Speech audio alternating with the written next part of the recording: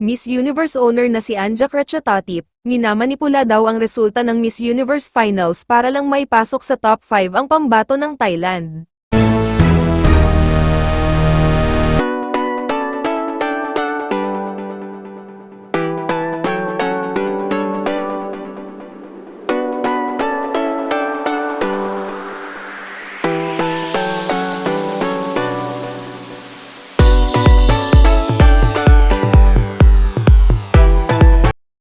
Mainit na pinag-uusapan ngayon ang ginawang pagbubulgar ni Denise White, isa sa mga naging judges ng Miss Universe noong 2023, taon kung kailan nagretiro si Miss Paula Sugart sa kanyang pwesto sa Miss Universe at Miss USA at Miss Teen USA. Ayon kay Denise White, kinokontrol ni Anja Kratchatotip ang desisyon ng mga judges sa Miss Universe at kahit anong mangyari, kailangang makapasok ang Thailand sa top 5, ayon sa kanyang post, I quote, "Breaking news.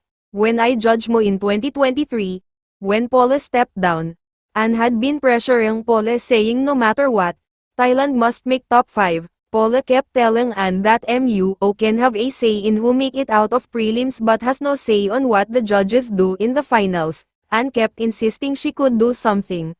Part of the reason why Paula left," end quote. Isa pang mensahe niya ang nagsabi ng ganito, I quote, "Now Thailand did make top 5. But we as judges never compromised or asked to do anything but judge fairly. Thailand was never brought up to US. Paula was above board and made sure that we were all going by the rules. I respected it so much, but because I've already doing crisis management for Paula's exit, I was privy to this information. I also know that Anne screamed at Amy before the press conference after the AHAW because she was very angry that Thailand didn't win," end quote. Sa paglabas ng balitang ito marami nga ang nagulat at nadismaya, lalo na ang mga Pinoy fans na fully supported sa pambato ng bansa. Kung sakaling totoo ito, malinaw na ito ang dahilan ng pagretiro ni Paula Sugart sa Miss Universe organization sa kabila ng almost 25 years of being a president, maging ang pagre-resign ni Amy Americ ay maaaring ito rin ang naging dahilan. Kung inyong matatandaan, sa taon ding ito, 2023 nagkaroon ng photo switching ng Miss Universe Thailand at Philippines.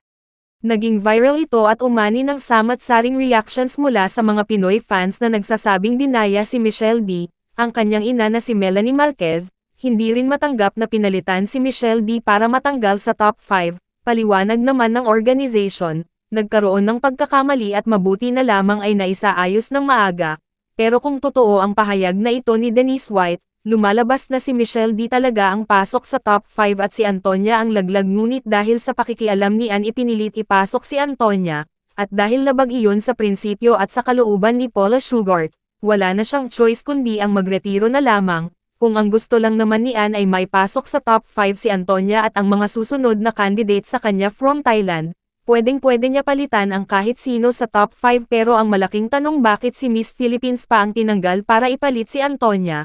Ano kaya ang personal na damdamin ni Anja Kratchatotip sa mga Filipino candidates representing Philippines in Miss Stage? Pinepersonal niya nga kaya ang ating pambato?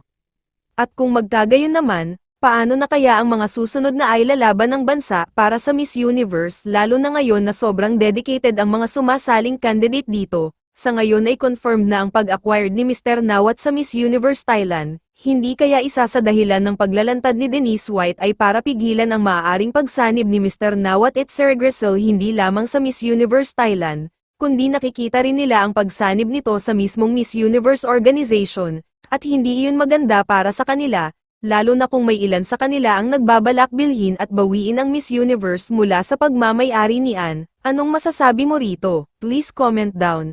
Please like and subscribe. Thank you.